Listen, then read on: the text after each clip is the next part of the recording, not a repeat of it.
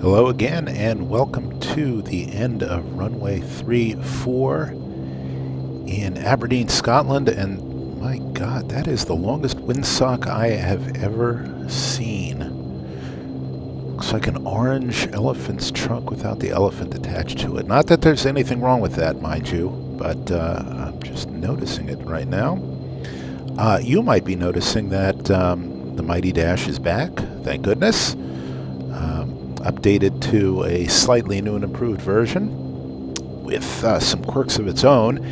And you might also be asking yourself, hey, wait a minute, didn't we already fly to Southampton? And the answer is yes, but we did not do it in the Mighty Dash. We did it in the Turbine Duke, which is its own airplane, and quite an airplane indeed.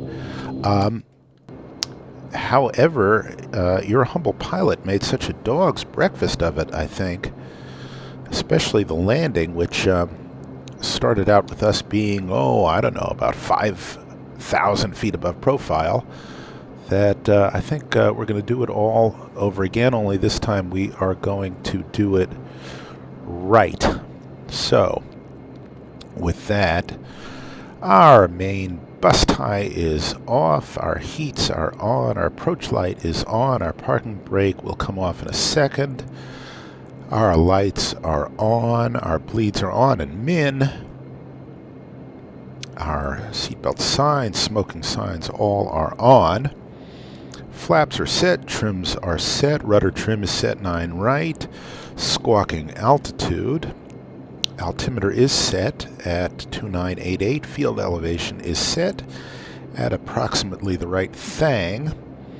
We have plenty of fuel, and while we're hogging the runway here, we will be departing this way, flying runway heading, and then we will be turning left to our south, going first to Glesk and then to the Perth VOR. And from there we'll be picking up the P18 airway and flying that to Alasso right here, and then continuing on the P18 on a different heading, and we will be flying into Southampton from the north, flying to the field, turning around, doing a nice little arc. Forgive me as I adjust the microphone here, and then plunking our sweet selves down onto runway 20 if the wind holds up. And in the meantime, I will switch us into that format. Let's set our initial altitude to 5,000 feet. We'll be cleared higher shortly thereafter. And actually that's a flight level, or above that is a flight level. Here in the United Kingdom, runway heading is set. AF CS is set to nav and toga.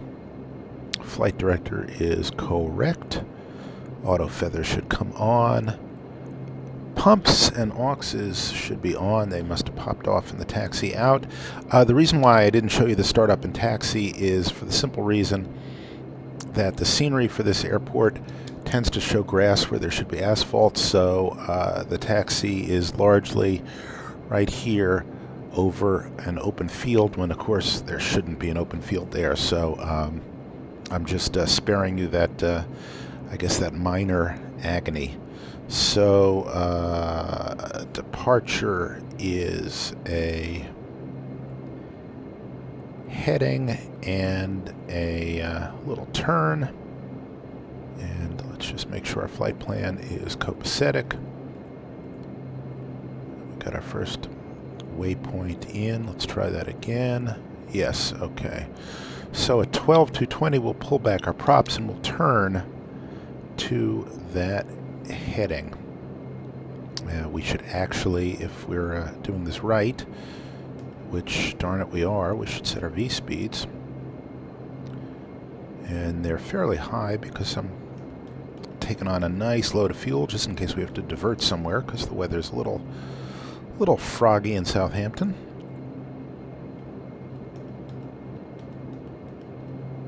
Ordinarily, I'd do these checks at the gate, or as they say around here, at the stand. But we'll get going. Thank you, by the way, to the subscriber and viewer who said, "Hey, you know, the reason why you had all those engine troubles with the Real Air is because your throttle quadrant sucks." And indeed, my throttle quadrant does suck. You guys know that by now. And gosh, I wish I could blame everything on that, because that would be so cool. Every lousy departure, every screwed up landing, I would just say, you know, it's Cytec throttle quadrant sucks. And the true fact is, in my opinion, in my experience, that insulates me from any libel or slander civil action. In my own experience, the Cytec throttle quadrants suck. They're reasonably good for the price, but the pots are noisy, they tend to go bad, and I don't know if you can see them. Alright, it's not doing it now, but every once in a while you'll just see them twitching around a little bit, and that's basically noise coming from substandard cheap potentiometers, or pots. And so without any fear whatsoever of a civil action, I can say that in my own limited experience, and other people may have a different experience, that's the disclaimer out of the way, they, let's see, what's the term for it? Suck, suck, suck, suck, suck. Alright, rant over. Flight about to begin. We're in flight mode for our spoilers. We will start the clock. We'll make sure our yaw damper is on, our autopilot is off, gust lock is off, props are max. Everything else is good. We're cleared to go. So, heavens to Murgatroyd, let's go. First time flying the new version of the Mighty Dash. We'll check for stable power. We'll see it. We'll advance to end top. And we've got it. Airspeed is alive. Looking for 80 knots. Got it. Looking for V1 next. It's not the longest runway in the world. Looking for 126. We'll get it. There we go. V1 and rotate. And positive rate, and up come the gear. Just trim down a little bit. We will keep ourselves on our magenta bars, our flight director bars. And here comes our 1220. Up come our flaps. And I suspect it will cue us to turn. Let's see if it does. Yes, it does. I was about to spin the heading bug around myself. But the FMS, while weird, is good. We'll pop ourselves into IAS mode. That's a good speed to climb at. And we'll bring our props back to 900. And in a second, as soon as I get ourselves a little bit more stabilized here, because we're going through some turbulence, I'll turn off auto feather and our auxes and pumps, and whoa, we caught a little updraft there. Did you see that? Cool. This plane, new version, old version, doesn't matter what version, hand flies like a dream, which is why I do so much of it, and why my compadre Heli Pilot 7, Chris, hand flies everything whenever he can. Alright, so we're coming up on 5,000, and we're flying towards Glesk and then Perth. Just start to slow down our climb here as we turn onto the heading. There we go. And we just overshot it a little bit. That's just us being us. Pop ourselves into altitude hold mode. Let the speed come up. And pull back on the throttles, or the power levers as they're called, just a little bit so we don't overspeed. And I'm just going to pop in the autopilot very briefly. I'm going to spin our altitude up to our cruising altitude, which will be, as he watches the barber pole speed there. I don't want that beep to start beeping. Our cruising altitude is going to be 250 today. So we'll start going up in a hurry. And as you'll see, as we bring back our IAS, it will start to climb us.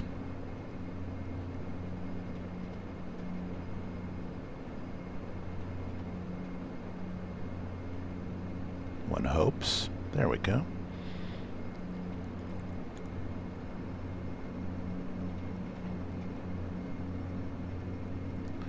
I think it has a little bit of a smoothing algorithm built in. Oh, by the way, we'll set standard pressure because we're above a flight level here in Great Britain, which, as I understand it, is in the process of being changed, possibly to 180 like it is in the States. But for the moment, I believe it is 050 outside of London and something like 070 or something like that, closer to London. But up we go in any case. And we've got a little ice, so we'll deal with that. It's nice being back in the Mighty Dash. It's nice to know where everything is. By the way, the Turbine Duke, in this case represented by Real Air, is wonderful. It flies beautifully. It spins, it stalls, it does all the nasty things that it should do when you treat it wrong. And when you treat it right, you can drop into a 1,500-foot airstrip and get out again without a care in the world. It is quite nice. However, it's very unforgiving, and I will take the opportunity, at least in this case, to say that if you are flying it with a crappy SciTech throttle quadrant like I am, then you will blow up engines because the throttles will spike, the engines will overheat, you will not know it's happening until it happens, and then bada bing, bada boom, you'll be feathering props and flying single engine. Now, that's the downside. The upside, as we just look and see whether we got any ice here, the upside is that the thing is such a monster. It is so powerful that you could probably fly 10,000 miles over the ocean inverted on one engine with your eyes closed and still maintain altitude and still have a blast. So I won't pretend it's not fun. It's a lot of fun. It's a great plane, and it's so beautifully modeled, and the autopilot is so nicely done, and you combine it with the Flight One's Garmin GTN 750, or for that matter probably 650, although I don't have any experience with that, and you just get utter and complete fake aviation magnificence. There's no two ways about it. It is great. But it is a temperamental beast.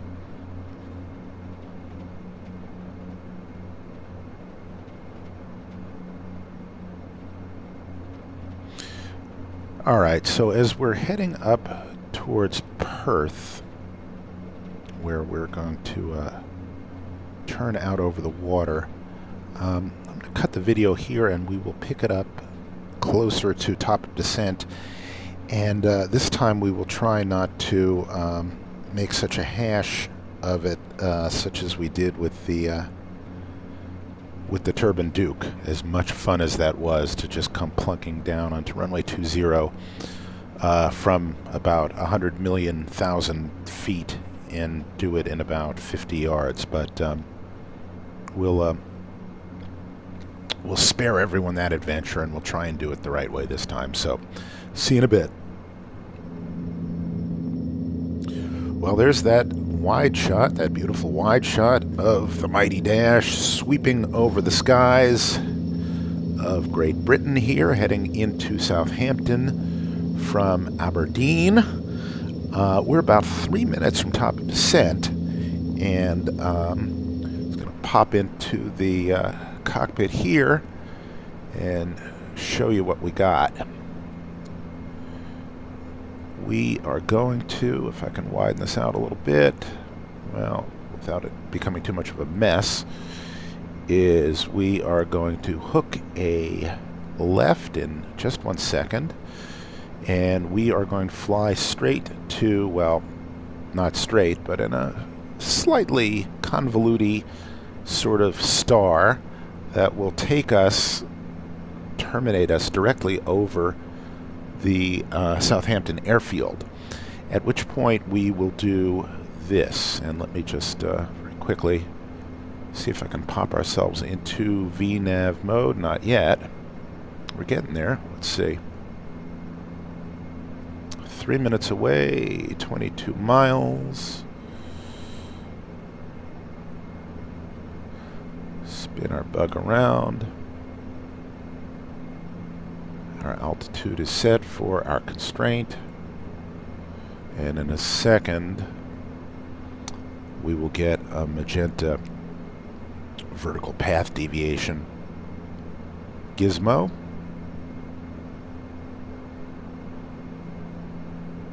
And in a second we'll brief the approach and also check our weather. There we go. Top of descent alert. Get into VNAV mode. Slowly roll off a little bit of power. Slowly roll in a little bit of left rudder trim until the parallelogram and the triangle are lined up. Hey, how do you like that? Parallelogram and triangle. I remember my geometry. Barely. And let's get our weather radar cooking, see if we got any weather radar in. For that, we will turn our flight display there into nav. There we go. That's on the first officer's side. And put this on weather. Try that again. There we go. And for some reason the weather's on standby. It shouldn't be. It should be on. And now it is. And you can see we've got an incorrect flight plan on the right side. That's my own ignorance. So what we will do, it's my own oversight I should say, is get rid of it.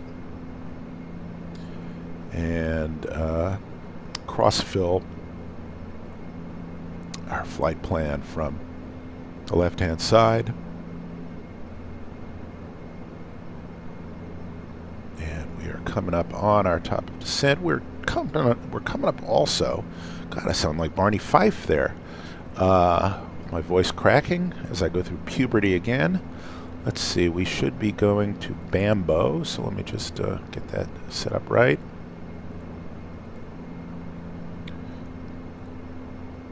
So, at least we have cross-filled flight plans here. There we go. All right. At any rate, as top of descent draws near, we got a weather forecast of about 3,000 overcast, 2,000 scattered, so it shouldn't be a big problem. But let's take another quick look. 3006, negligible winds, cloudy. Okay. So we'll set 3006 in our standby.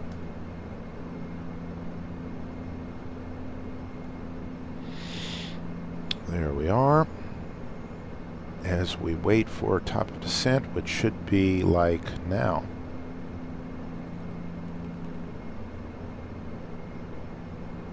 And here it comes.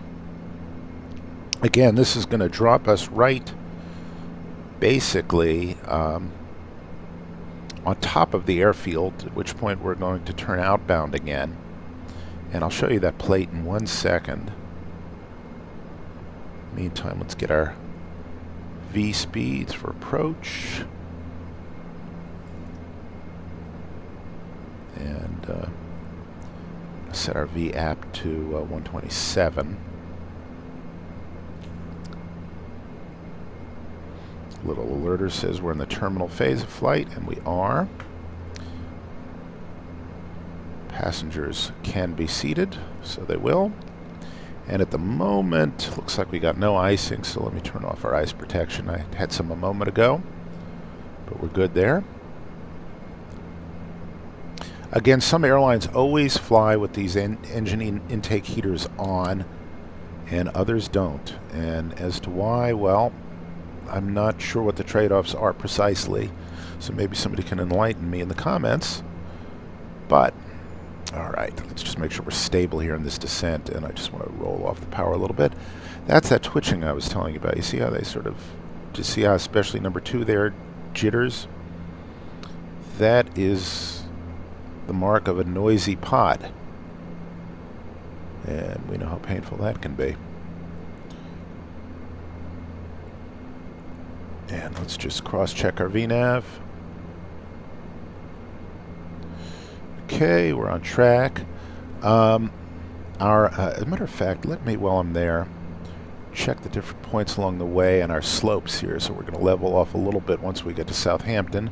Fly outbound, descend slightly to 1800. Turn ourselves around, do the hokey pokey, and then come on down the glide slope. So, let's show you what that looks like Jeppesen-wise. And my apologies for my continental colleagues, but I'm not using Lido or Lido charts at the moment because they make me mental. So I got some Jep charts. So we are flying in on the SAM for Southampton 1E approach. Not approach, arrival, pardon me. And that is going to take us a lot of arrivals. Here we go. It's going to take us over Honolulu, which is, if you remember the song, where Puff the Magic Dragon and Little Jackie Paper used to frolic in the autumn mist in some vaguely homoerotic way. Not that there's anything wrong with that, certainly, but it's also bestiality, for goodness sake. And besides, that song made me so sad when Puff the Magic Dragon went away. But all right, anyway, it was all about pot anyhow. So again, we're going to fly this star to its terminal point at Southampton. We'll just quickly check our speeds again. Okay, they're still okay. And after which point, we're going to fly the ILS approach for runway 20 or 20, as we say. And since we're a Cat C aircraft, we are going to fly outbound at 040 and then just loop around on a kind of quasi DME arc. It's actually just basically it's more a long procedure turn with a long outbound leg, I guess you'd call it. It's its own procedure. And then we're going to come in and intercept the localizer here, and all will be golden.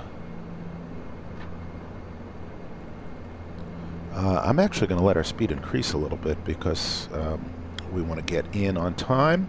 No reason not to. And we will see how well this thing sequences the approach, because I may have programmed it wrong and it may not do it right, but we'll see. I'm always leery of automated FMS programmed approaches that have bits of funkiness like procedure turns and holds and outbound legs like this where you fly to here and then come back. I don't know why I should be, but I am. I honestly don't know. I sound like Johnny Carson. I do not know why. I do not know that. But it is weird. And I got to stop doing Johnny Carson impersonations because that's like 3 Tonight Show hosts ago, and absolutely nobody knows what I'm talking about. If anybody is old and thinks of the Tonight Show, now they think of that guy with all those cars and the huge chin. And if they're young, they think of the dull, unfunny guy who likes to sing a lot and do skits. That's just me being grumpy. Pretty soon I'll be yelling at clouds, and heavens to Betsy, there are plenty of clouds. There's also snow all over Great Britain here, which I doubt there really is, but that's what happens when you set winter textures, and it looks pretty cool. This is Orbix, Great Britain, by the way, and we're going to be flying into Orbix, Southampton, and as you'll see in a minute, it's really damn cool, and we're icing, so take care of that. It really is cool. It's a beautiful airport.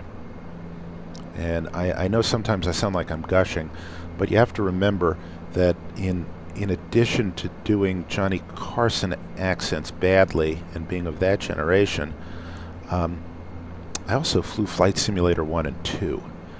And when, I think it was Flight Simulator 2 or 3, when Sublogic came out with what was called the Star Scenery upgrade, which was of the San Francisco area in high res, high def.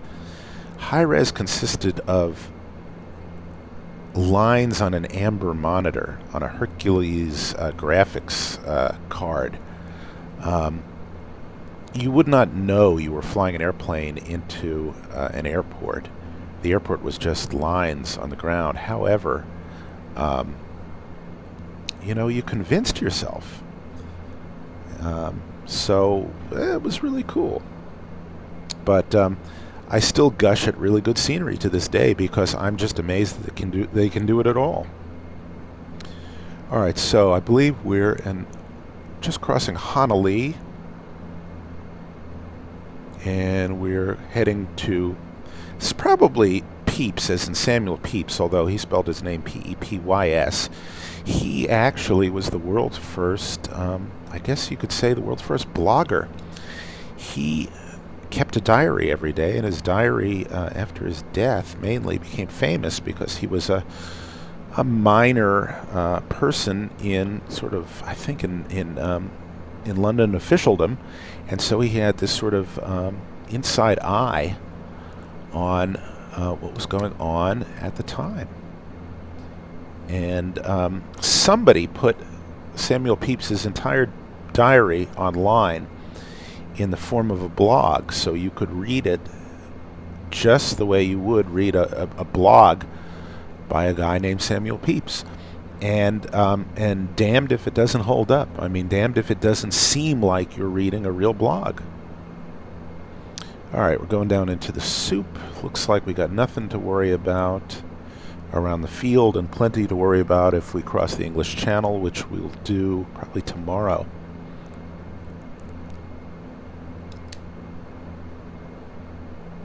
And we're speeding up a little bit, and so we'll slow down a bit. And we will set our field altimeter.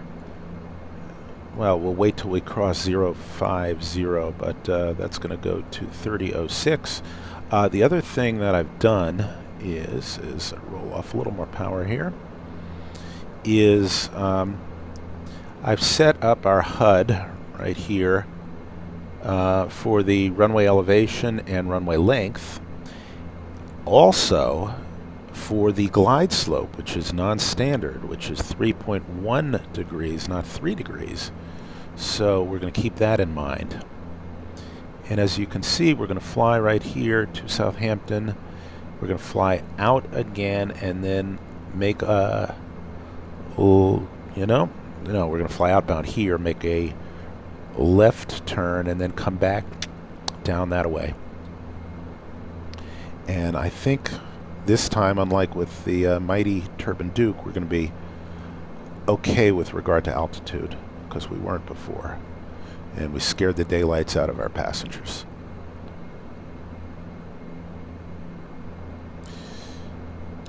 Alrighty, and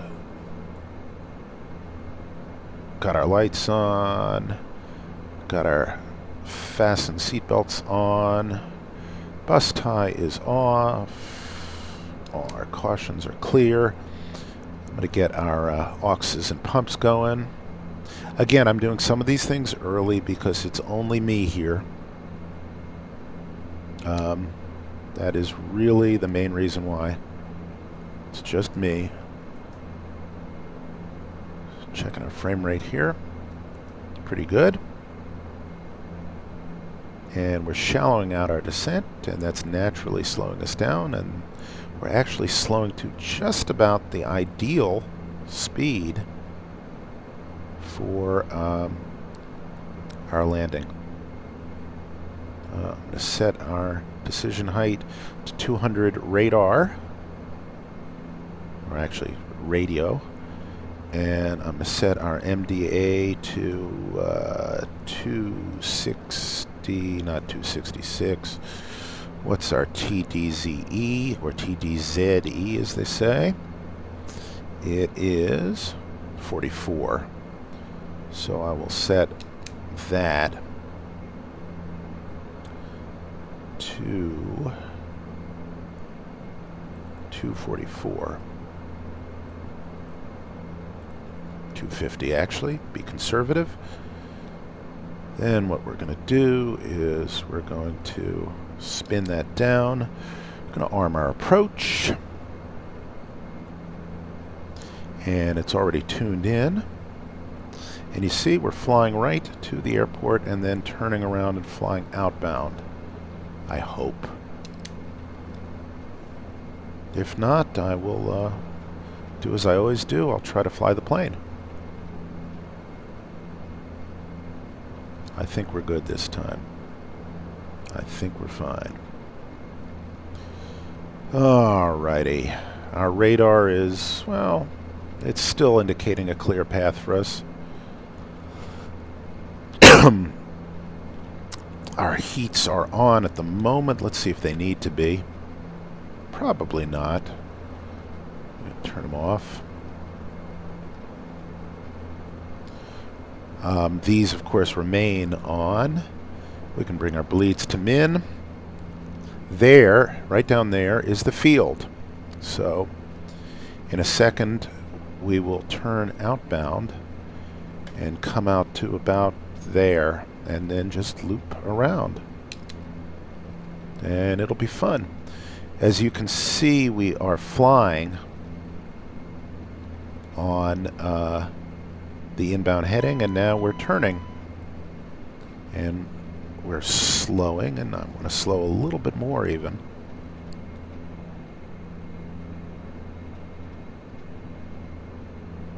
Not going to put out any flaps yet, because we've still got 7 miles to fly outbound. And the other thing I'll do is I will check our localizer on this side, and as you can see, we're flying around the back of it.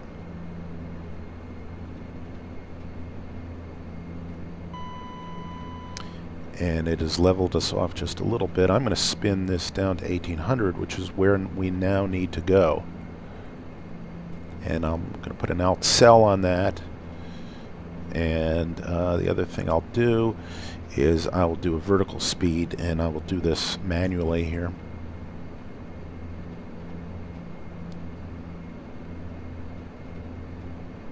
Because we've got 4 miles to go, and we can be at 1800 there.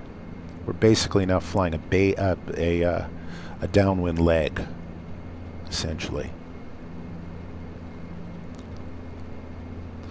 And I'm going to let the FMS fly our arc here. Now, even though I'm manually flying this in vertical speed mode, I'm keeping an eye on the VNAV path, just seeing what it would give us if it gave us 25 a speed, descent rate, and we're ever so slightly high, but not much, because don't forget, we've got another 2 or 3 miles here to come down to 1800, so we're perfectly fine. But we are a little fast, so now I am going to bring us down to flight idle. Caution, terrain, caution, terrain. And we don't really have to worry about that. That's mainly because we're going a little fast and our gear is up. And now it has activated our approach. It tried to activate our approach. So I'm going to let it fly our arc for us. We are at 1800 feet. We're going to put out our first notch of flaps. There we go. And we're going to spin our heading bug around to runway heading, which is 201.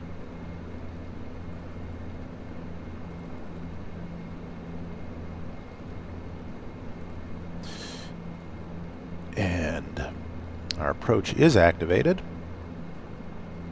Little slow there. Let's catch our speed. And now, in a second, pop us into heading select. I'm going to flip over the nav source, and I'm going to hit approach, and here we come. Just about right on speed. We're intercepting the localizer right now. We're waiting for the glide slope. We're considerably below it, and that's perfectly fine. I am going to get ourselves configured. We'll throw out the gear. And that's because the gear is not fully down. First notch of flaps, second notch of flaps. Down we go. I'm going to set a reduced noise profile landing. Bring our props to full. And here comes the glide slope. Other thing I'm going to do is I'm going to drop our HUD down. Going to retrim ever so slightly. Pop up our throttle quad. And get ready to fly.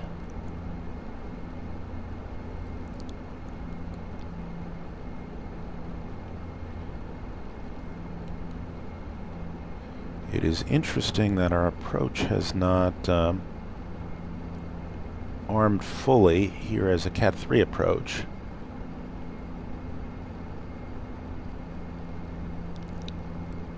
Okay, we're on the glide slope. Let's see if we're going down. We are. I'll bring us back to about 15% torque, maybe a little bit more to slow us down. A little bit less, I mean. I'll bring it down more. You know what I mean.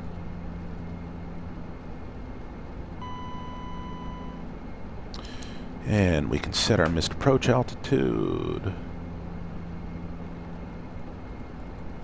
3,000. And do a gumps check, and we are all gumped up. A little fast. We'll bring that down. It's raining. Let our speed decay.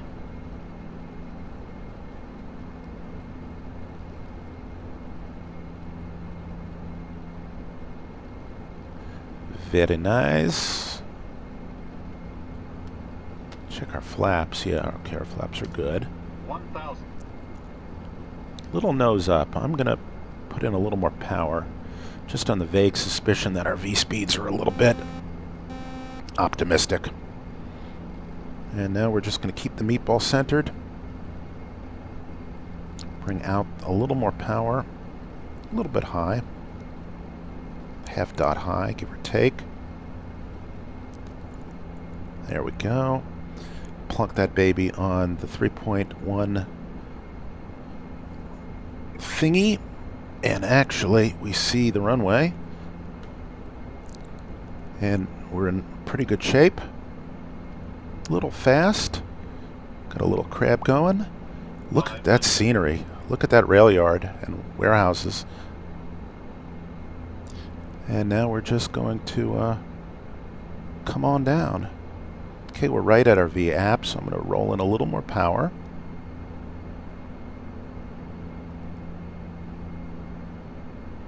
A little bit of a frame rate stutter here. My apologies. Minimums. Bleed off some speed. It's a short runway, so we're going to be a little bit abrupt. There we go. 100. Kick out some of that drift. 50. 40. 30. 20. 10. There we are.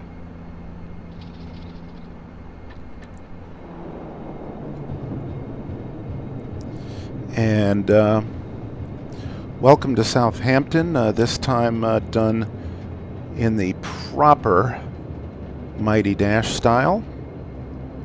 And we will make this turnout.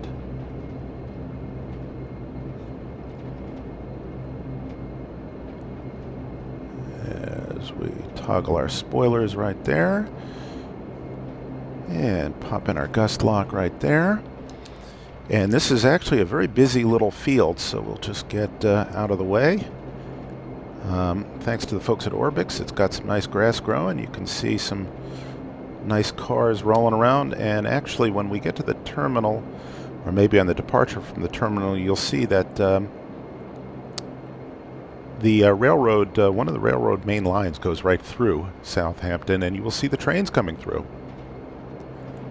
But I think what we'll do, since I've tortured you enough there, is having gotten here, we will. Oh, you know what? Let's do. Since I have had this request, let's do the approach again. So let's see. Instant replay. I'm plenty narcissistic, it's just I generally don't do this very much. Mainly because I forget. Alright, so here we come. Let's see if we can set up a tower view. Oh, there's the train. Look at that. I got the train, but where's the plane?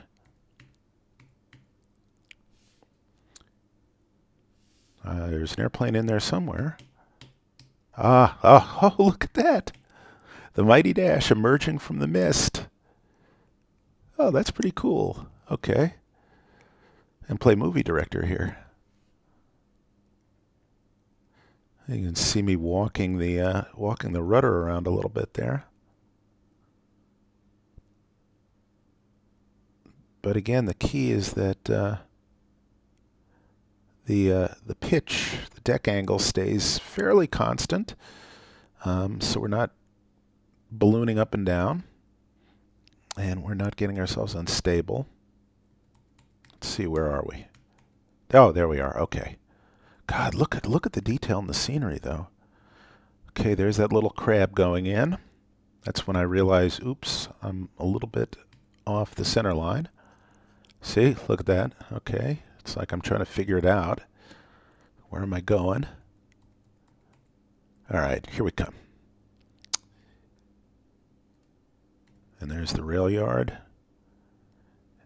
And that's about the right deck angle. I suspect that I just miscalculated the V-speeds. Oh, look at this. We're racing a train in.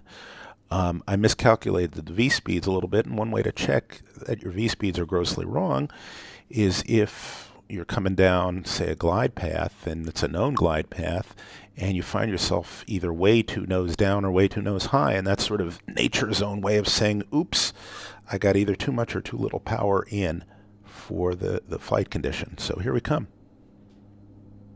Floated a little, well, landed a little long. Ooh, but not bad. 80 feet per minute. And we just flew it all the way in, the nose wheel all the way down. Very nice. And did not use up the whole runway. If we'd done it right, we probably could have turned out right there. But, You know, that's not bad. Very cool. Okay, well, anyway, with that, since my sound has gone away, there we are. We will leave it here, and next leg again is probably going to be Le Bourget to land, maybe not to the same acclaim that Lucky Lindy got, but we'll do our best. And until then, thank you for all of the feedback, and thanks for watching. And we're now up to 420 subscribers. I don't know if there's any significance in that, but if there is, the folks in Colorado will be celebrating purely medicinally, I'm sure. But maybe the last 2 subscribers are Cheech and Chong. I'd be proud to have either one of them. Cheech Marin is unbelievably sharp. So there goes that argument about brain cells. But with that bit of randomness out of the way, I will see you next time. And thanks as always for watching. Bye-bye.